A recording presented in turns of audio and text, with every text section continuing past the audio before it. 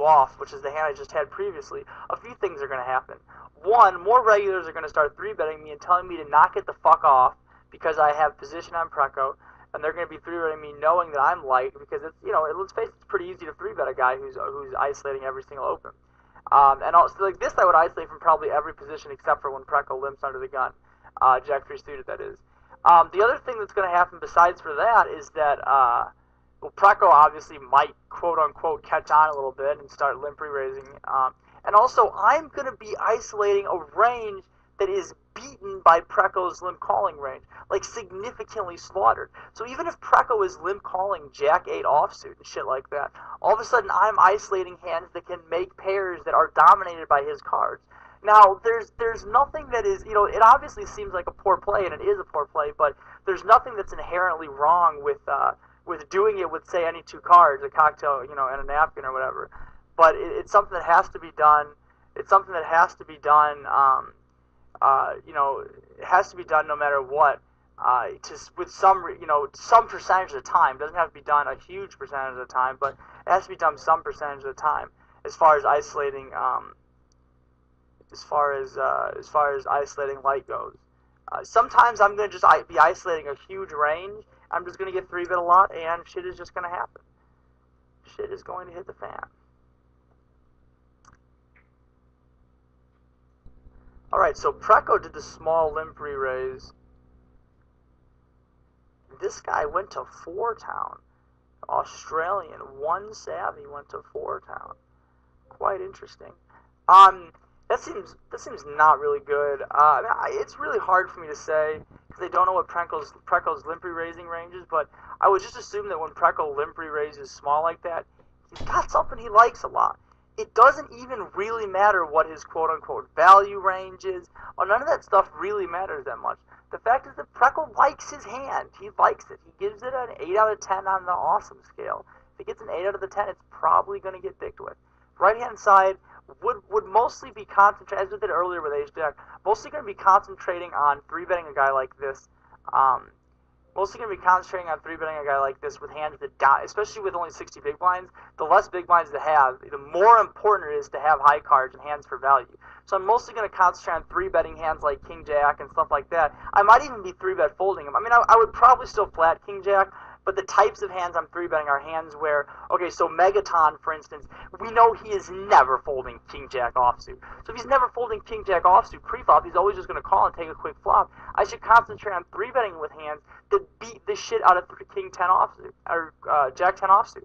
And the fact is that 7-8 off doesn't beat it, you know? So if he's going to be defending with a wide range, whereas when I'm 3-betting shitty hands like that versus regulars, and I have them as part of my garbage range, when I'm 3-betting hands like that versus regulars, it's okay because they're not going to be calling as wide with those middling cards. They're going to be 4-bet or folding, and they're going to be 4-betting me with air sometimes. I'm not going to know when they're 4-betting with air necessarily, so it becomes a whole fucking clusterfuck.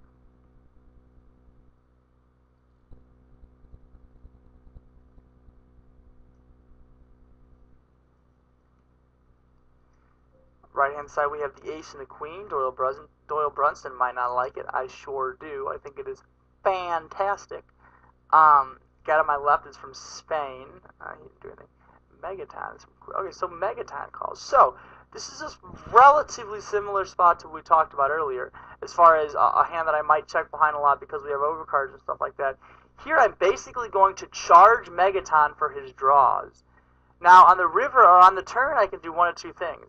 I can either check behind and call river bets, or I can bet something to charge him for his draws, because he has straight draws a lot.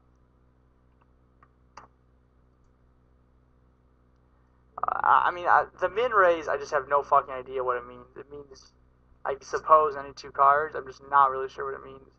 God damn, what a fucking faggot. Alright, left-hand side. Super easy raise. We've seen him min donk with nothing before. We have a relatively airy type hand. We have a backdoor. Draw. We have some equity.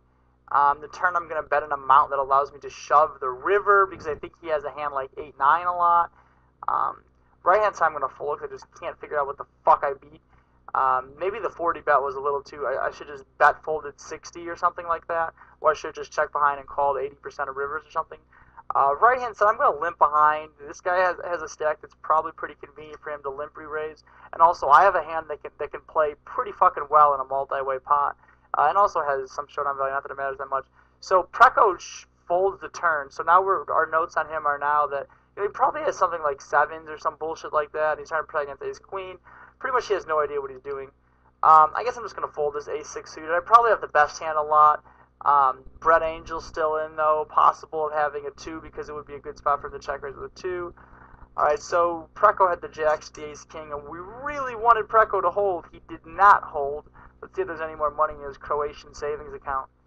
Matt K does that. Okay, so this is a horrendously played hand on multiple levels. Specifically a horrendously played hand by Brett Angel. There's no reason to check raise a hand like that. There's no reason to check raise a hand like that to see where you're at.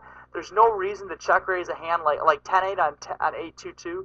If the guy's got air, you should just be check calling and letting him barrel off. There's absolutely no logical reason to check raise unless you specifically think this motherfucker is going to jam it in with ace-jack offsuit or some bullshit like that.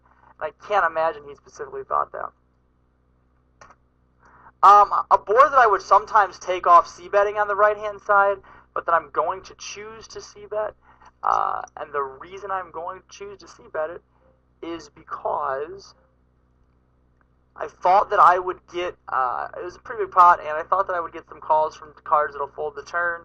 Of course I get an all-in from Matt K, or whatever his name is.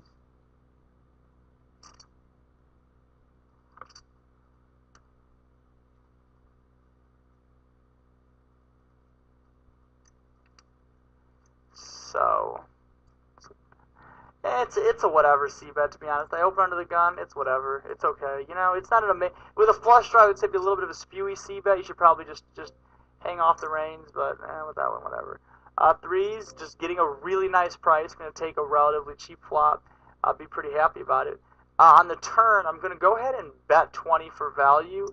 In this case, I'm trying to get value out of 8-7, 6-7. Flush draws a check back the flop, and then I can just bluff catch the river. It's pretty likely he's also got a 4, a 5, or a 9, but it's very unlikely that he bets those hands on the river. He's just happy to get the showdown with him. So I was obviously check snapping the river, and he had 8-7 as I thought was one of his hands I'm trying to bet to get I don't really want to call it betting to get value, but I suppose that's sort of what it is. Left hand side, we're just going to keep pounding on Preco. You know, no one's really fucked with me yet. This guy's from South Korea. This guy's from the United States. I don't know. You know, we have showdown value again. Not as good as A7 to do it with. We have some showdown value. This is a relatively close spot.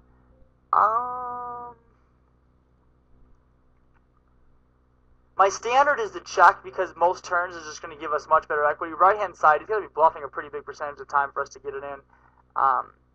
For it to be okay. He's going to have slightly higher pairs than us a lot. I just don't really know that he's necessarily squeeze bluffing a lot.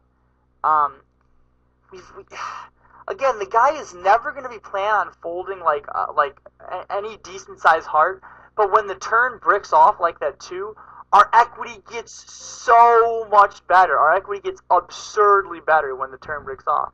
So again, now I feel much more confident betting 75 on the turn.